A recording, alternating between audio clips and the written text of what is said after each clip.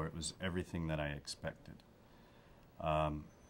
in as much as having expectations. I knew it's a given. There are celebrities, there are parties, there's bright lights and big action.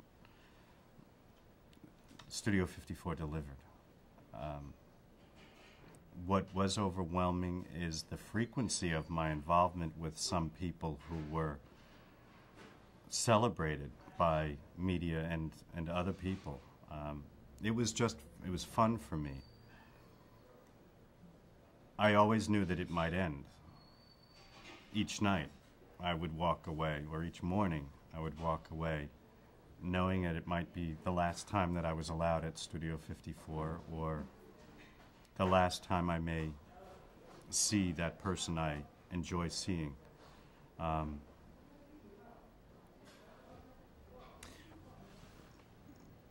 But I wasn't overwhelming in a sense that I was so sheltered and from so far away that I was just agog at it all. It was Manhattan delivered its reputation. It lived up to its reputation. But it happened at Studio 54. Was there one song that would come on that would just send everyone running to the floor and just make the place erupt when the DJ put it on? There was no one song, I don't think, that made everybody go crazy. There were dozens. Everybody went crazy all the time. I do remember Last Dance at 7 a.m. I do remember Miss You by the Stones. Mick Jagger brought the disc, or brought the music there as soon as it was cut.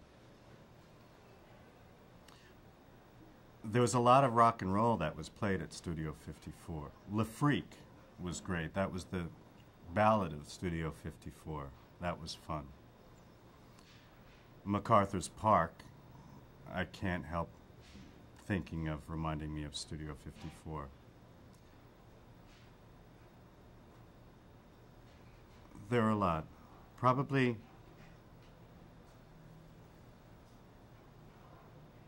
What was your favorite?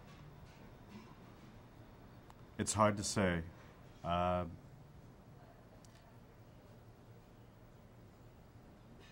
It's hard to say.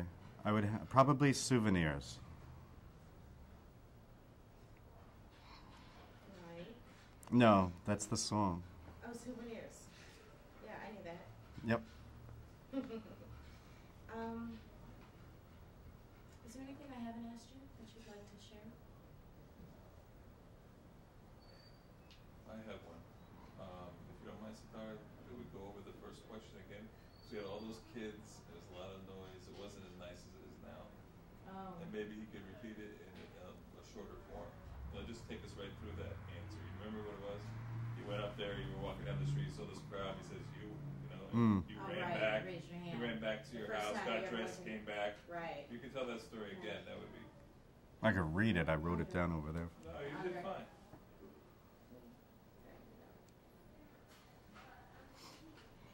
And there isn't one other thing that I wanted to mention about an interchange with Steve, which is kind of funny. You can come out more. Okay. Can you tell me about the first time you ever went to Studio 54? I remember the first time I went to Studio 54. I had just walked up 54th Street to see what the big deal was. I'd read about it in high school for the previous year. And now that I was in New York, I had some time and I wanted to see. There were crowds of people outside. And I tried to focus and see where the keyhole was, where was the point of entry. And I saw a blonde guy, looked like a model, up on a something in front of the club, underneath the marquee. There it was, Studio 54. It was impressive. Anyway, I looked to see what they were all looking at, and I see this blonde guy looking in my direction, and all of a sudden he sticks up a finger and makes a face. It's like, I figured he was asking how many people are in this party he's addressing. So I looked over my shoulder to see who it was, but there was nobody behind me. I had just walked upon the crowd. I was shocked that he might be thinking of me, and